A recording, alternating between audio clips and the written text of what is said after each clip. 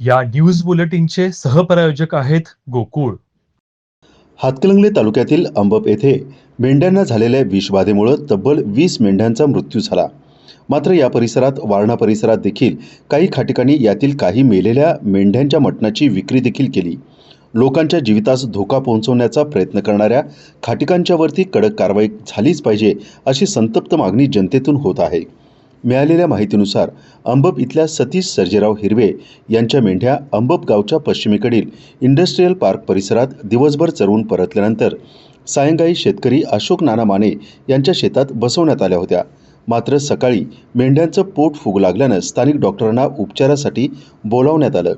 उपचार सुरू असतानाच 5 मेंढ्यांचा मृत्यू झाला. सकाळी 11 वाजेपर्यंत परिस्थिती गंभीर झाल्यानं पशुवैद्यकीय अधिकाऱ्यांना कळवण्यात आलं, परंतु तोपर्यंत अनेक मेंढ्या मृत अवस्थेत होत्या.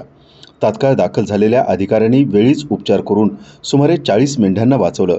घटनास्थळी सरपंच दीप्ती माने, उपसरपंच आसिफ मुल्ला, पोलीस पाटील पंढरीनाथ गायकवाड, ग्रामपंचायत सदस्य सारिका हिरवे, अजित माने, तलाठी उमेश माळी यांनी भेट देऊन माहिती घेतली व मेंढपाळ सतीश हिरवे यांची विचारपूस केली.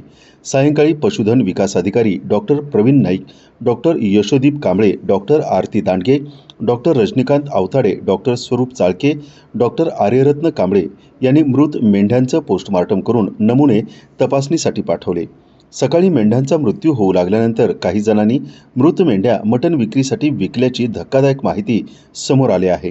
या प्रकाराची माहिती मिळताच वडगाव पोलिसांनी तात्काळ कारवाई करत संबंधितांना ताब्यात घेऊन गुन्हे दाखल केले असल्याची माहिती पोलीस निरीक्षक प्रमोद शिंदे यांनी दिली.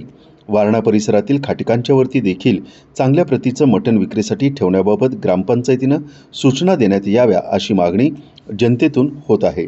टीव्ही नेक्स्ट मराठीसाठी वारणा नगरहून बाबासाहेब कावळे.